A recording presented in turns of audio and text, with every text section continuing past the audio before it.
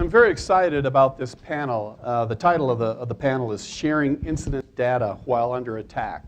And that title should be familiar with a handful of our partners in the audience. This was something that was suggested by our strategic partnership members. It's a growing concern among many of our partners, and we're sure it's a growing concern amongst many within the industry. So I am very pleased that we have 5 noted people on the area who are dealing with this almost daily, from different sectors within the industry, as well as from one of our faculty member here at Purdue, and a person from government. So we have a very diverse group, and I'm excited about the comments that we're going to hear.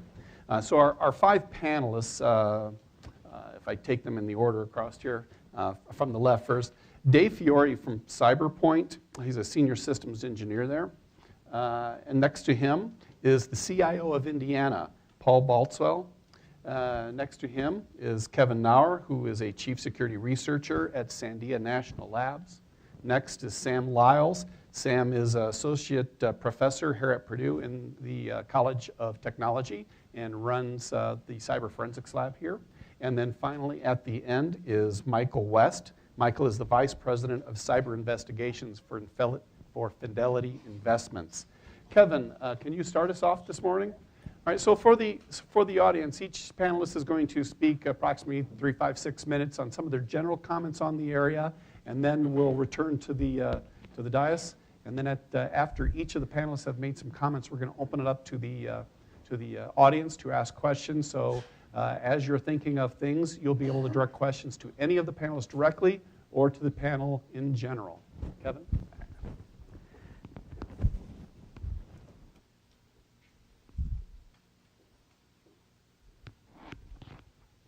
There we go. Okay, so I'm Kevin Nauer. So I've been working sort of in the InfoSec, cybersecurity and digital forensics field for about 20 years. Oh, there we go. Okay, and part of that was in the Army military intelligence, and then the last 10 years or so has been at Sandia, doing actual incident response operations, working at the Sandia CSIRT team. So when we talk about sharing incident data, it's sort of one of my pet projects. And I started this, and I wanted to just show this because George had his, pandas, bears, and kitties or whatever. So I said, well, if he can have pandas, bears, and kittens, then I can show my original one that I came up with my bear from like 2009 or 10. And so when I first came up with a project for Sandia to share incident data across all the Department of Energy nuclear weapon labs, we came up with a thing called Grunt. And so we wanted to come up with a fun thing because everyone wanted to share data, but as George said, you got to keep the lawyers busy. So basically, I came up with this nice little thing because, lawyers, not to say anything about their intelligence, but they're just not technically smart. So if you show them a nice, fun picture of a bear, and you say, hey, this is what I want you guys to work on, those lawyers will sit there all day, and it's really fun to watch those lawyers. But, obviously I'm being facetious a little bit. But the main thing is I came up with this project 5 years ago. It's called the Global Repository and Unified Natural Text Search for Cyber Tracer, right? And that's a lot of techno-babble, right, for saying, well, we really wanted to share data among these incident response teams across the nuclear weapons labs, and we wanted to do it in a very, technically innovative way where we could actually have authentication, security domains talking to other domains and, establish all this kind of, complex authentication before it really became popular. Right now we have OpenAuth 2 and OpenID projects and all these other things to enable internet sharing. Back then we didn't quite, everything was being talked about, so we had Shibboleth and we had SAML and we had all this other good stuff. Guess what? I got funding for about 2 years to do this, and the lawyers got involved, and it went nowhere. All right, and so it's very, very disappointing to me because I had been working on doing this for many years across our military intelligence teams or incident response teams and across the DOE labs, and we were very successful at doing it at a peer-to-peer level. But however, once we got the managers and lawyers involved, it absolutely went nowhere. And we're just talking government entity to government entity within the same agency, not even across different agencies. And I said, God, we're in such a sad state of affairs. So when we talk about intelligence, like George was mentioning with his talk, really intelligence is really, really driven by the sharing of information amongst peers. And that is really the only way that we can develop. So I just wanted to show this kind of slide. And there was one more, since I have this up here, that I wanted to show. Okay, so that was my grand scheme of things, right? And, it's like, okay, all these circles on the outside are talking about, all the DOE nuclear weapons sites. So we actually have about 12 or 13. The three big ones are Los Alamos, Sandia National Labs, and Lawrence Livermore. And then we have about 8 or so facilities that produce, dispose of, or do other things with the weapon systems. And we said, wow, because I had been out to pretty much every one of these sites during the course of my time on the incident response team, and had helped them actually resolve major cyber attacks on every one of those sites. And we realized that each site was actually very, very closely tied into other sites. And there was no way you could say, wow, we here being, Sandia, wherever we're at here, over here, we'll really, really lock down our stuff because we got a team of about 3 or 4 people that have been doing this for a while, and we'll not worry about these other sites. Well, that doesn't work, because we're all tied together through these Department of Energy types of VPNs and different databases and applications and everything else. So really, it didn't make any sense whatsoever for us as Sandia to build up our team without helping the other sites.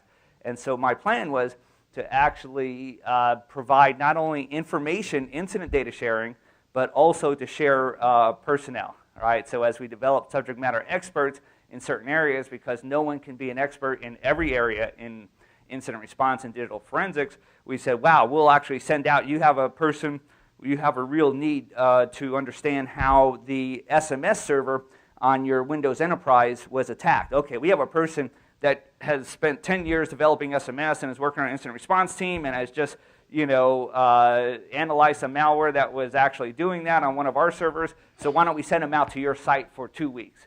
And that was all great, and we actually still do that on occasion, as long as we keep the lawyers busy off in their room, in the back room there, because we have not formalized this whatsoever. We realized once we got to the formal state. So I finally realized, the government spent a lot of money on these things called ISACs, Information Sharing and Analysis Centers, and it finally occurred to me this morning when George said something about the lawyers. That's what those were created for, was to keep the lawyers busy, right? Those ISACs, as far as I can tell, provide no value to techies like myself, but they sure do provide value to the lawyers and the bureaucrats that would prevent us from doing our job, right? So that's pretty much all I got to say. I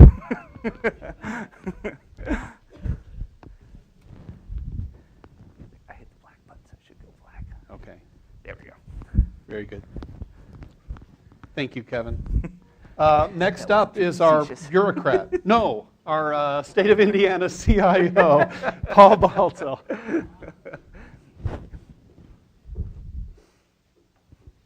Well, so I want to apologize right off. I'm getting over a cold, so I'll try not to snuff too much while I'm talking. And yeah, I guess I am one of those bureaucrats because we actually have a multi-state information sharing advisory center that's been great for us.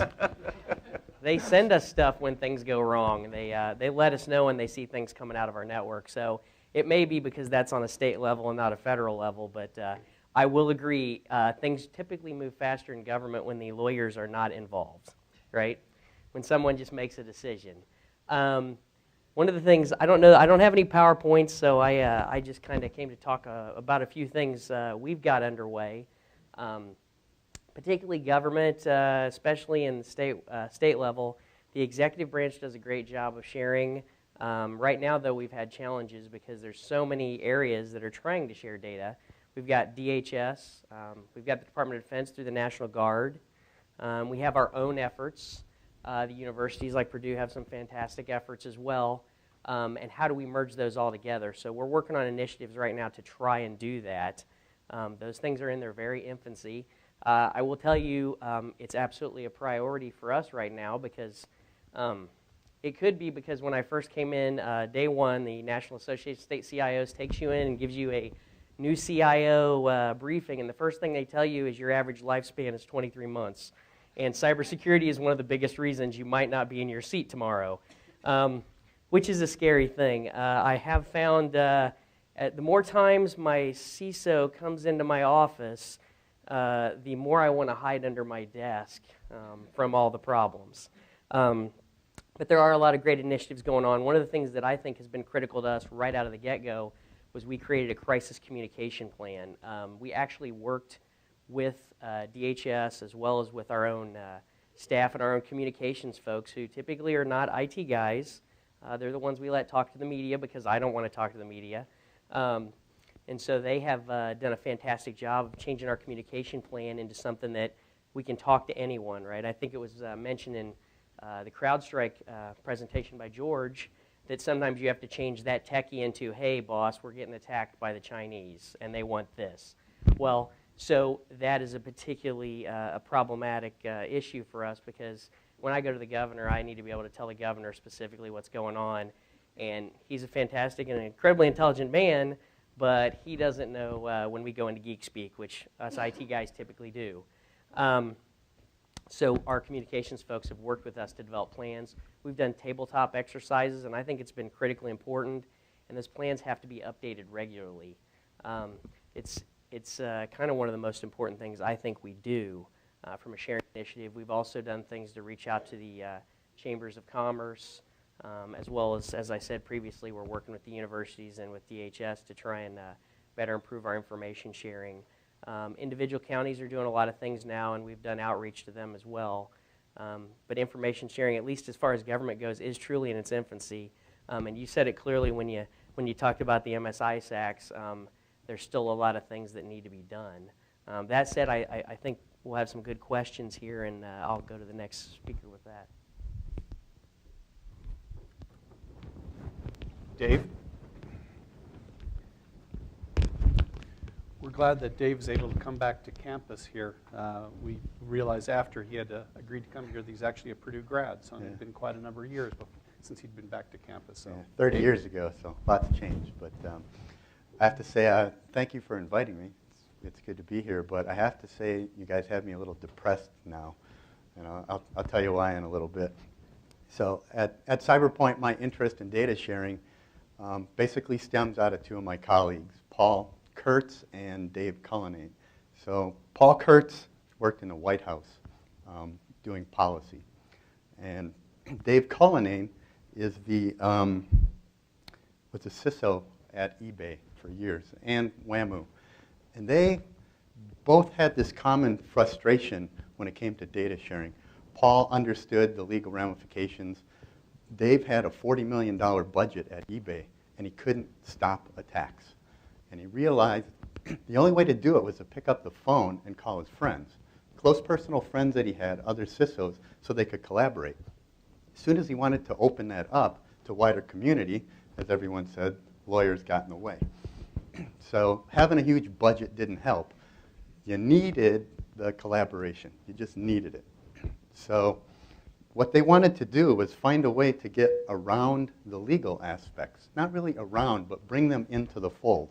And that's the depression part, because everyone so far has said, get around, get around, get around. So we're looking at a method to do that that allows an organization to decide what they want to share and do it as anonymously as possible. Hopefully totally anonymously. You can redact whatever you want out, but share it with the community. Be non-attributable, have an anonymous way to connect, a trusted community that can talk like an ISAC, but have legal pre-approval to do this. Have policies in place, decide what you're going to redact out, authorize certain people to share with the community, and then see what information you get out of that, and if you can actually use it for things that we've talked about for intelligence gathering, and get that message out to all your peers, and maybe get the intelligence in place, both tactically. If I'm being DDoSed, I want to tell my friends right now, like in minutes, and then over time, be able to do the analysis. So our problem is getting past the legal hurdles. So we're trying to do that, and seeing what information you're going to get and how much use you can make of that information. So far we have a lot of interest in the concept, but a lot of people are kind of waiting to see how this goes, what the value could be. One of the, aside from the depressing part, one of the questions that have come back and the lesson learned is you got to pose that problem to the lawyers in a way that they're going to find advantageous. You can't just go say, sharing's great, I'm going to do this, and it's going to help you. You're going to have to tell them why it lowers their liability, why it actually helps them. And that messaging has been a really good lesson out of this. But interested in hearing from you guys and your questions on how well you can anonymize data and what intel you can get out of it. So, thank you. Michael? Okay. I'm just going to stay seated to continue. Kind of the spirit of a true panel is it's not scripted, and I can guarantee you this one is not scripted. We've had no preparation in this, and we're just bringing up our comments. And what I find interesting so far is we all have a common denominator already, so this should work out today. I'm going to give you the perspective of incident sharing from more of a cybercrime perspective because I work in a financial institution and that's what's the most important to us. So I've been doing the same job for about 20 years. If people stop stealing things from the internet, I'm essentially unemployable. So in 1990 to 2000, the attacks that we saw were roughly the same. There's recon, the planning, and then the execution. The collaboration in the hacking community was outstanding. Quick message boards, something gets knocked down and they build it back up. I can guarantee you that in a large corporation, if you need a website, a wiki, or something to that effect, it's going to take a while. So the hackers were sharing at will. It was around 2005 or so in the financial community when large-scale losses started to happen. Stock manipulation and some other large, what are called account compromises took place. And these are different than the credit card thefts, which usually hover around a couple $1,000s per loss. We started to see losses across the industry at $100,000, $500,000, $1 million were absolutely capable of happening. So that drove the first of what I would call the purest of information sharing, almost like a community policing model or a citizen's watch. And I would start to see colleagues that we would call people. I'm supporting what you're saying too at the beginning where you're picking up the phone. And that was people sometimes literally hiding under cubes, calling other people in similar roles in other companies, asking if they could pay out, or have you seen this IP address, or what does this mean? Because the concept wasn't widely adopted. So that keeps going, and necessity starts to really build it. 2009 or so to date, I would say that for the financial institutions and kind of attack specific, information sharing is huge.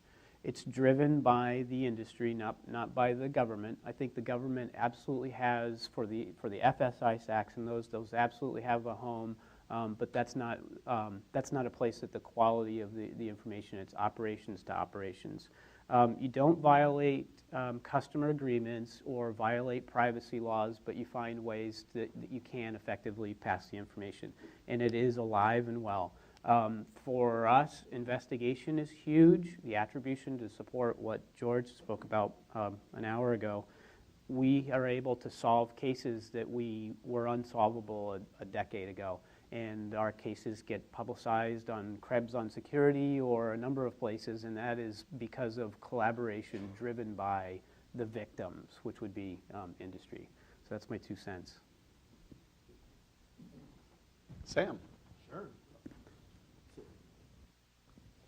Well, given the option of stalking around and making anybody nervous and falling off, I think I'll just sit right here too. I thought it was really, really interesting, the idea that we were going to talk about attacks. You know, it had me thinking about, you know, some like big movie blockbuster, you know, guys in the data center, somebody dressed up in a clown suit with a chainsaw going after somebody else. I thought to myself, no, this probably isn't what we're going to be talking about. But what we do see is with a lot of the incidences, by the time myself or one of my students gets called in that's working for you, things have gone bad because we do the digital forensics and incident response side. And by the time we're coming in, it's all over with, everybody's crying, and you're looking for a new CSO. So we like to think about it as we like pushing it out. If you saw any of the posters of students doing stuff from the different countries that they're analyzing, think about that against threat actors. That's what we're actually teaching them, is take that incident response and digital forensics kind of analysis and push it out to the front side where they're actually doing analysis of threat actor groups. You know, when you look at some of the things that go on, Richard Beatlick from Mandiant, I guess it's FireEye now, said that, you know, most of these really large-scale breaches happen over a period of time, and he actually had tracked some for over years. And so this isn't something that's like an instantaneous problem popped up, nobody knew about it. Even with the Target example of their breach, it looks like that was happening over a long period of time, and that collaboration and coordination between different actors would have helped. But that brings up the other problem, which is if I spend 1% or 0.5% of my corporate profits on doing some kind of mitigation, and I'm sharing data with a corporation that's not doing all of that, now we're into a competitive issue.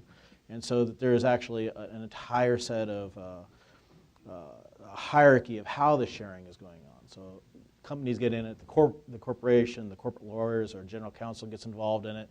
Next thing you know, you have like, well, what have they given us lately kind of tit for tat going on. And that doesn't necessarily help either. When it's a utility or those kind of things, they've got this down. I recently attended GridX for the electrical sector ISAC, and I was one of the observers while GridX 2 was going down. So I watched what was going on from inside the SOC to see what was going on, to give my 2 cents about how I thought they were doing with their sharing alone.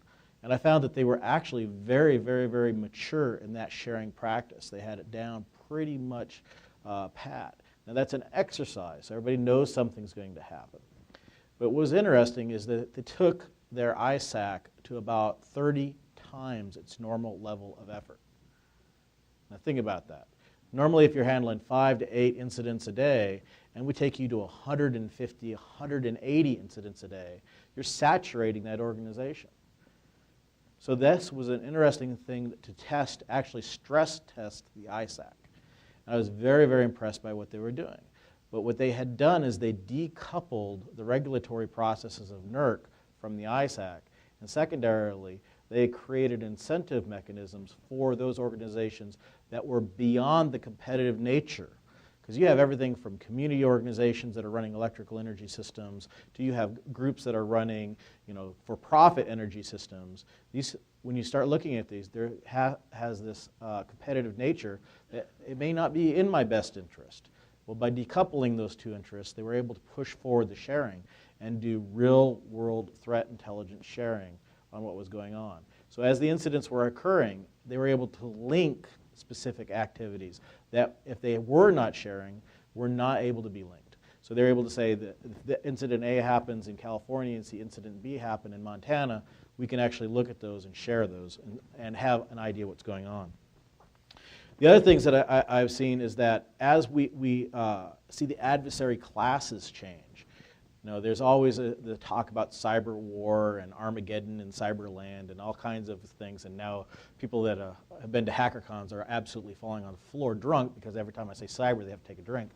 So I'll say cyber one more time, and the idea here is that as these adversary classes change, you know that you have a series of new methods that have to be involved in the sharing practices. You look at the NIST guidance on incident response, it uses sharing over 20 times in that document. It says you have to share. All over the document it says this.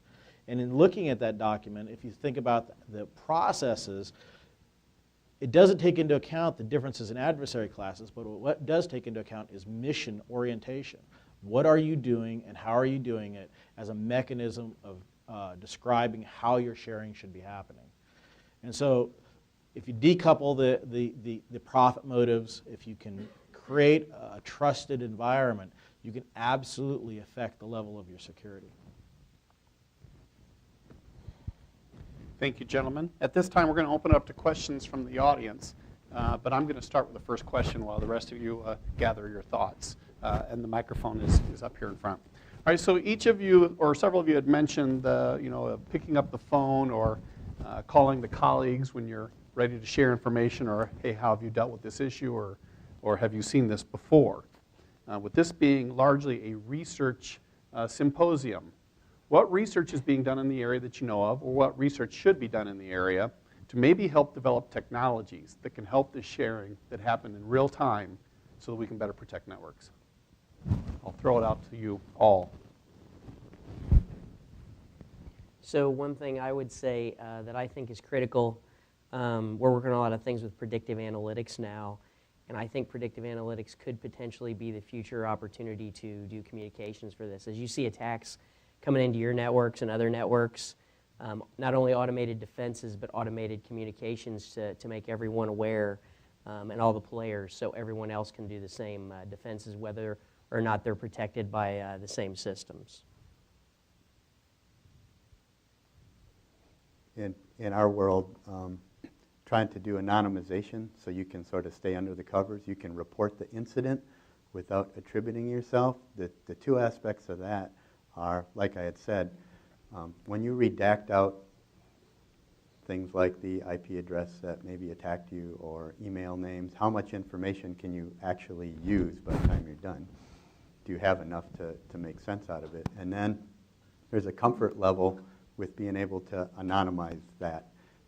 If there's a man in the loop pulling terms out, an agreed upon set of terms that your legal system's okay with, there's potential for human error. So can you do, definitely sign up to sticks and standards that you can have entity extraction easily, and if it's not a standard format, can you do natural language processing entity extraction, and then help with the anonymization. If the analysis team can attribute you back, can you call the guy up and say, hey, you didn't really want to send that, I quarantined it. So there's a comfort level in trying to make sure it's really, really anonymized. So I'd like to make one comment on that as well.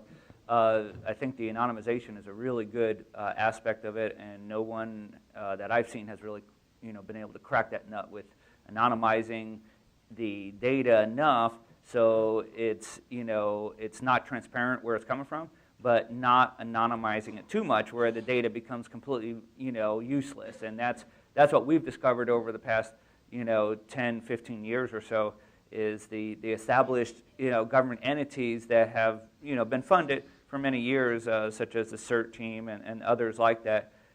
They're getting better, but in general, they would kind of whitewash everything. And I know within the Department of Energy, we had passed up lots of detailed information on our incidents, and by the time it had gotten back out to all the other sites, the information, one, was not timely, two, had been so whitewashed that there was no value left to the technical incident response teams that they could actually operate or action on it.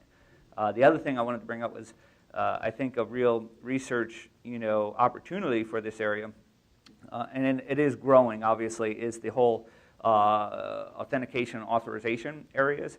Obviously the Open Auth and the Open ID projects have really, really accelerated in the last couple of years, and I'm really appreciative that those have been making good success. But they tend to be very internet focused, and they don't tend to be kind of intranet, and so you kind of want to figure out how, and maybe there's a way of using those technologies now, but how do you link your intranet to one of your peers' intranet for the purpose of sharing that kind of data, because this data becomes so voluminous, you can't just pick up the phone anymore and say, oh, I'll just send you an email. That doesn't work. We're talking about, if not hundreds of gigabytes, terabytes, all right? And so you can't just say, I'll push that up to my Google Drive and you can look at it now. Well, that doesn't work. So I think that's a real opportunity that research could really provide us some benefits.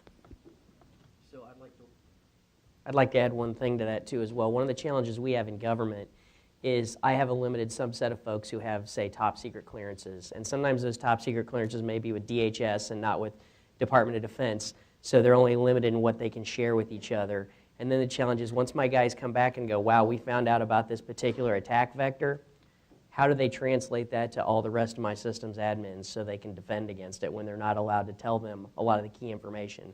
So it can be truly challenging. There needs to be a better way to disseminate that so we can defend against those known vectors. Well, I like doing research. And one of the things we've looked at is the idea of taking threat intel, turn that into technical intel, and then into a mitigation strategy. And one of the things we look at in trying to do that is where are your inputs, what are your sensors, what are the things you have to do. And since we have now, as two speakers here have said, we have very targeted attacks going on, it's hard to just use a honeypot or some large broad-based networked system of sensors to gather all the data up what's going on.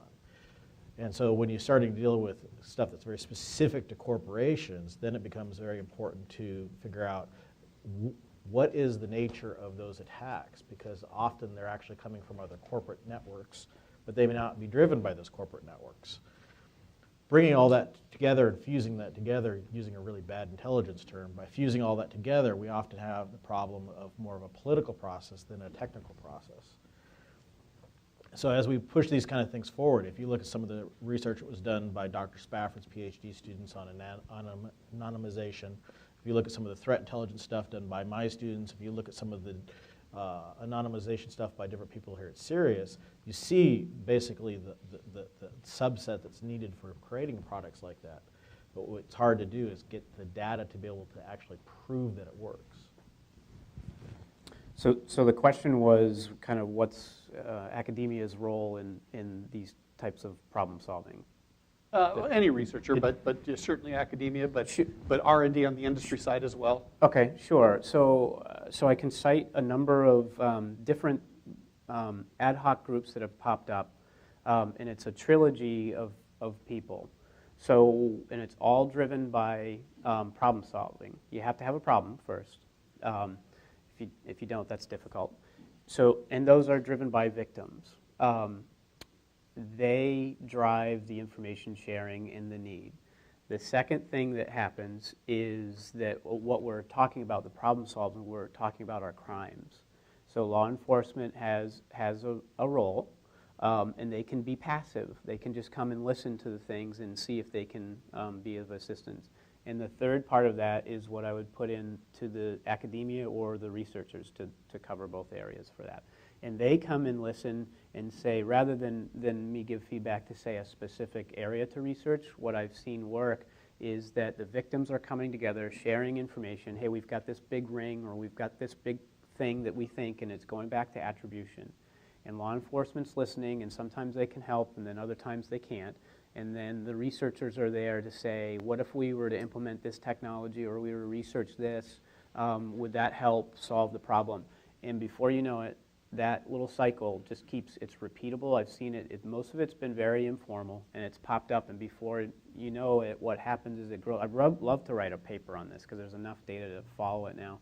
So where it starts out with 10 or 20 people or so, and then they start getting together and it starts working. Once it gets to a critical mass, then it becomes a lot more rigid, and it starts a lot more on the compliance pieces come in, and it seems to crumble. So we could almost chart it out. I just want to say one thing about that. That's exactly why I was at the electrical services or sector ISAC, was to do that kind of analysis. And in doing that, we were able to come up with some very interesting results that we were able to push forward. And so absolutely bringing the academic side in. No, it wasn't traditional research, but bringing best practices in that we've seen in academia, we're allowing them to be more successful. We do it as a practice all the time. Anytime that we're trying to solve it, we always get some of the academics or the researchers to bring it in. And then you can figure out whether the number before it starts to collapse. It's almost like a society that builds up and it gets too big, and then you can say, well, we can only have 89 people here, so that, and then you say, or you have to go home because we're about to collapse. Dr. Bhargava? Yeah, hi. I wanted to learn a little bit about this insider-outsider attack from Michael West. And also, I'd like to know a little bit about cross-domain information sharing from Dave Toomey. Go ahead, Michael. It seems like a hard question. I'm Michael. So you wanted to know, so the insider attack versus comparing the outsider. So this is like basic, to our view, this is really basic investigative techniques that we apply to this, is the insider often has collusion. So they've been let in. They're extremely difficult. So the outsider is, they don't know as much. Their method of attack is going to be open source information to get inside it. The insider is being handed PowerPoints and Visio documents to look at what to steal. I guess the only thing that we use as a constant for both of a method is that we're never going to catch. There is a logical order of progression before you commit a crime. You break into somebody's house to steal the stereo. You don't steal the stereo first. You have to go to the door. You have to walk up the driveway. All those things, and we will start to we'll figure out what are we going after, and then we'll write a series of alert functions or something to that capacity for the insider. And once they build up to a certain point, then we'll have somebody start looking at it a little bit deeper. And we use the same principles for the financial fraud.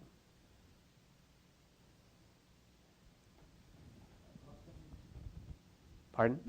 No, cross-domain information sharing. Yeah. No, Dave Fiore. Oh, very good. Okay. No problem.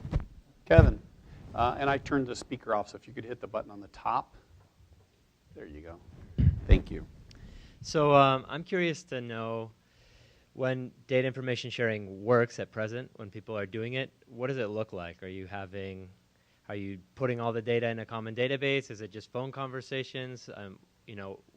Would it be useful if academia were to come up with something where, partner A wants to look at partner B's data, and there's some API where they can get access to the data, and maybe there's a lot of good access controls in place. Is that something that people would accept, or somewhere where academia could contribute, or is it more of a, I don't know, how does it work basically, and where would you like to see it go?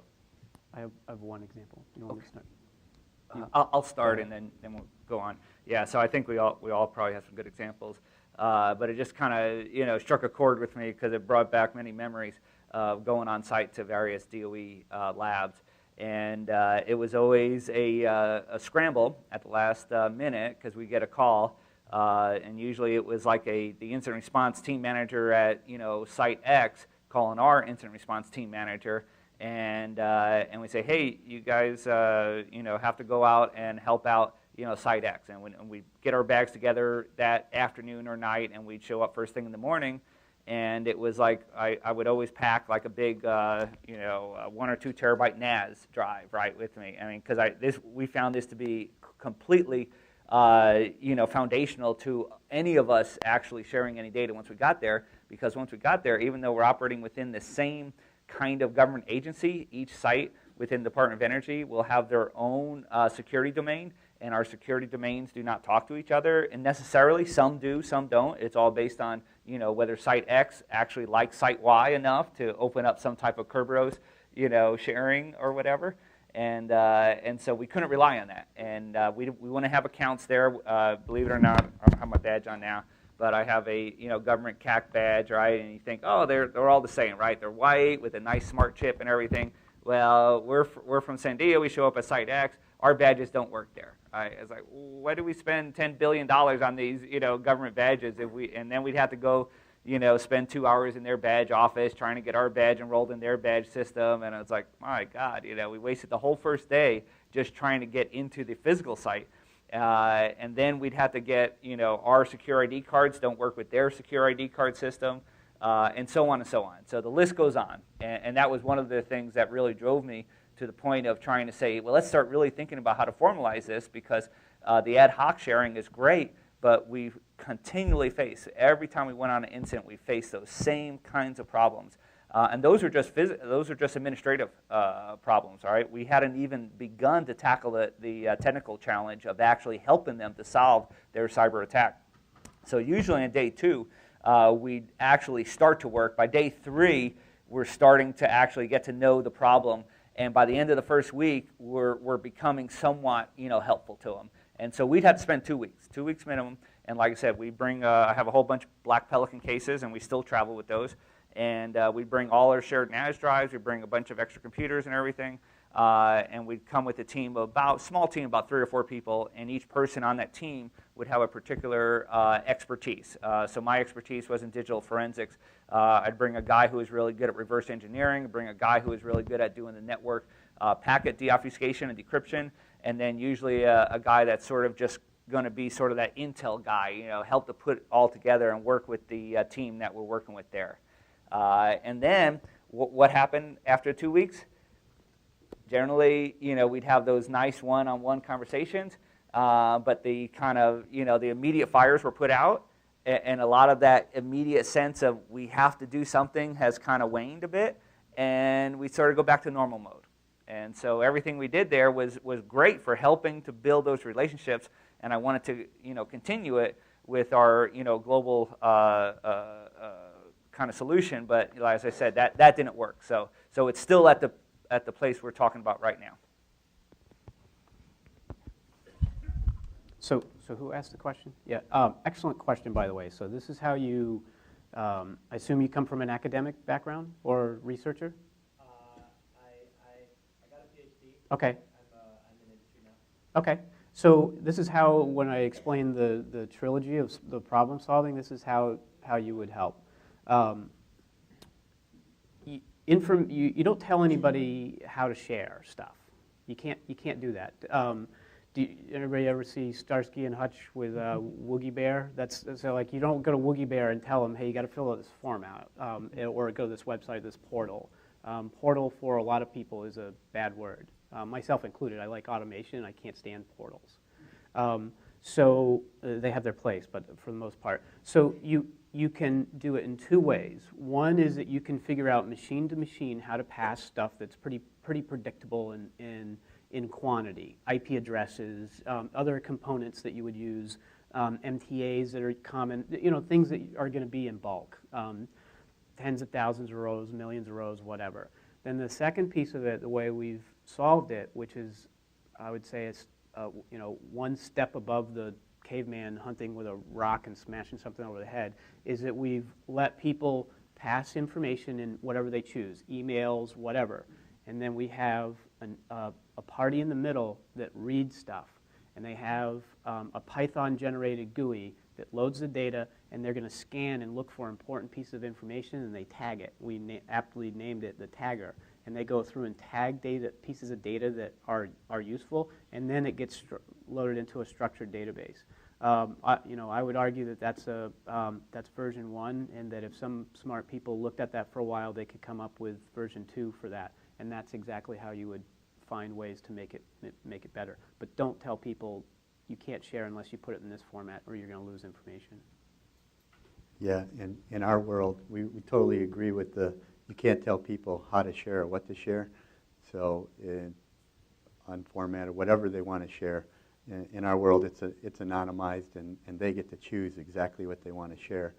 But once they do, getting data turned around really quickly is important, because we view it as a community function, not driven by a central arbiter.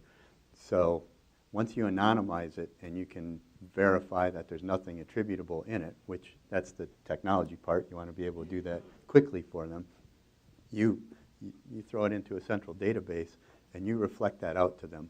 And you allow tags for alerts for people to want, if they want to see something really important, I'm being DDoSed now, everyone in my community needs to know that. And a tool to be able to filter if you're taking in many different sectors and many different customers. I'm not interested in a mountain of data coming at me. I'm interested in my peers, maybe tangential sectors, and maybe I don't care that you have Microsoft servers, mine are all Linux. I want to be able to filter on that kind of thing. So I need to filter it down to what I care about. And so you're getting sort of the constant feed of that data immediately, tactically. And then there is an organization in the back that's doing analysis. But first, get the data out to the people who want it. And then the other aspect is provide collaboration, a way for them to, with an alias or anonymously, ask a question about what's in the database. So there's a conversation going. You're opening up that, picking up the phone, right? It's not just your close friends, it's everyone in the group. Yeah. Just wondering what you guys think of sticks and taxis.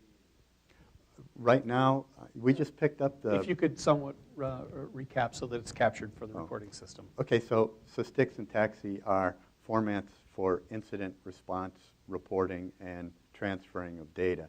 So our first inclination was, you know, when we talk to people, some of them are very mature. They want STIX, right? Anybody in the FSI sec. Some of them are like, well, I send PowerPoints up to my CIO and CISO. Okay, so we said we would take unformatted anything. And some people are like, what do you put in an incident report, right? So we said, all right, we'll give you a form you can fill in, and it looked like STIX. We like STIX. The latest one that came out, the 1.1 in February, came with Python interface tools and seemed pretty stable. So we've taken it, we like it, we'll suck it in. The problem for us, again, is the automatic deattribution, right? Right now, you know, it's caveman. Somebody's got to look at it. And you can help them with templates, you can redact data and take it out, but ultimately somebody's got to look at it right now. And that's where STIX helps, because it gives you an entity where you can go, oh, that's an IP address source of something, and I can compare that to a list. But the entity extraction for the unformatted stuff, in order to automatically do the anonymization, you're going to have to pull out entities to compare to phone numbers, names, email addresses, company aliases, product. I mean, there's so many things that can attribute you. It's a hard problem. So I just had one more comment to follow up on the STIX question. So, and we thought about this a number of years ago, and that was a big problem, was the unformatted, right? So every site had their own way of collecting reporting data, and then DOE tried to formalize that with their formal reporting systems, right? Which it was good for that first initial triage, right? Because they could get out and say, oh, there's an attack occurring against this particular, you know, type of web server, this version, and everything. Okay, so we got that much.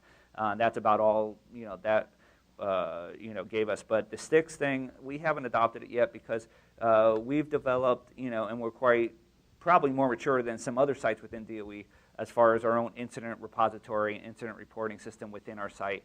And so the STIX doesn't really mesh up with what we developed. We spent the last, you know, 4 or 5 years developing our own kind of repository. The analysts are used to that, and now it's like, oh, we want to share data in STIX. We have to, you know, pay our development team probably the next 6 months to a year to integrate all that kind of stuff, to extract out that data, put it into a STIX format. So it's a good idea, but I don't know if it'll work, and I don't know how much, you know, organizations, government or private, will adopt it because of that.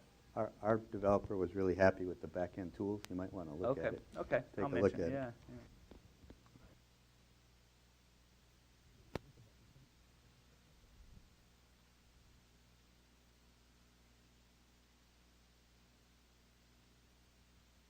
I'm Tim Grants from this nondescript government agency, and I just wonder, you know, I've heard for many years about the exhortations to share and to collaborate and do things, and, you know, we are the world, all that sort of thing. And I'm just wondering if you might have more useful productivity if you focused on machine-to-machine communications. The carbon units are slow, evolution is slow, but you know, things like technical use cases, very technical ones on, you know, memory mapping and obfuscation, and this would create more pull to share if there's actual value to share. When you write these heavyweight STIX things that tend to be written by people who want to gather the world into specs, they tend to junk up specs, very thick, very heavy, because we don't want to miss anything, instead of sparse ones to you can improve over time. So I'm cranky about those.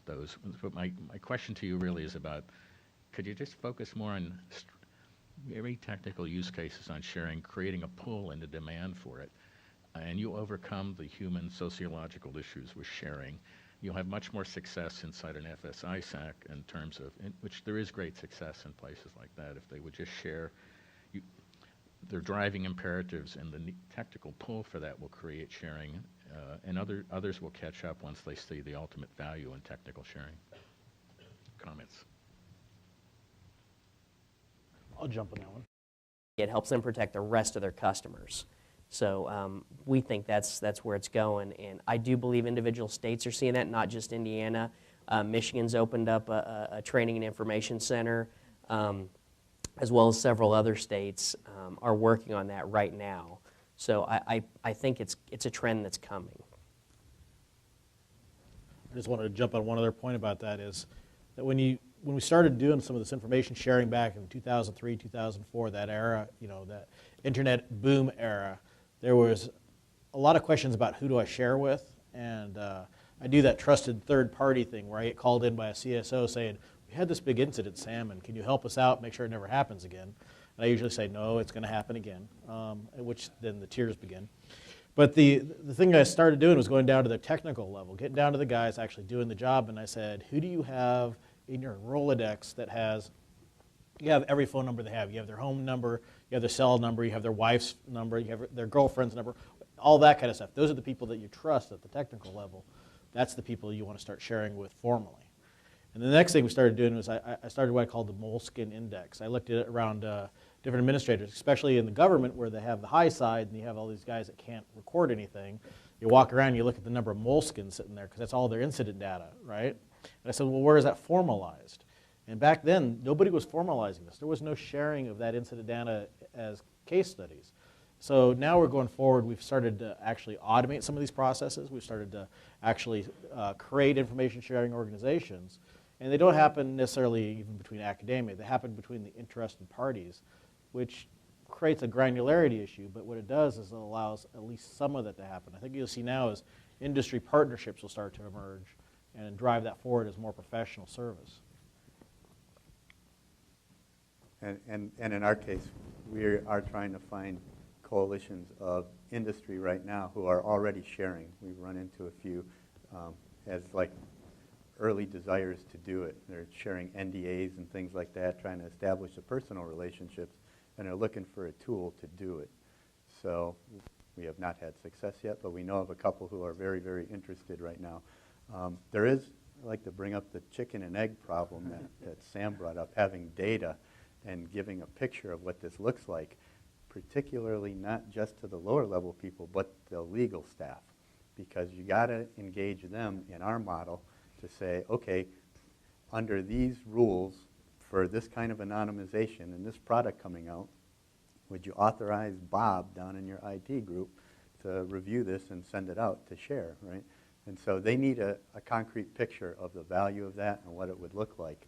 And we've had a hard time forming that because it is hard to get anyone to share data. So for us, it's engaging the legal group with data to give them that picture, and then finding willing parties where, we would love to partner with academia and states and people willing to do it, to work the model to be able to show the value that you either can anonymize this enough and still have enough data left over or not. So I just had one comment. So I think looking back in time a little bit, I think there was a kind of that, what do you call it, watershed moment or something, about 2010 or December 2009 maybe, when Google did their disclosure about Operation Aurora. And I think that was a key point in time if you look back in the last 10 or 15 years, because up to that point, either a lot of the government contractors and private sector companies were either in pure denial or just in pure state of ignorance. And we were going out and we were seeing all this happening, and we couldn't believe that we were talking to banks and insurance companies and state governments, and they were all saying, we don't have a problem. We don't know what you're talking about, Kevin. And I just would have that moment where I have the V8, thing hit myself in the forehead. Like, really? Are you serious? And I think what happened when Google disclosed, a lot of other companies said, ooh, if this can happen to Google, this can happen to us, right? And Google has spent a huge amount of money now since. They've been hiring a lot of, really smart researchers and stuff. So I'm kind of, every chance I get, I kind of, talk to the folks, like from the big Silicon Valley companies, say, what are they doing? Because I know there must be something going on out there in Silicon Valley, because obviously, if you talk about a brain trust in the United States, I would say we're heavily, weighted on the scale on the left coast there because of Silicon Valley. So I'd love to have conversations after our panel here with anybody who can, share some other stories or enlighten me, because I'd love to figure out what it is that, various industries are doing, in this area, because we at Sandia Labs, we have a lot of smart people, but, we don't always get out of our little caves, and sometimes it's nice to get out of our cave here and be able to interact. They only let me out once a year, so unfortunately this is my one day, so I get to talk, and then I'll be back in my cave, so thanks.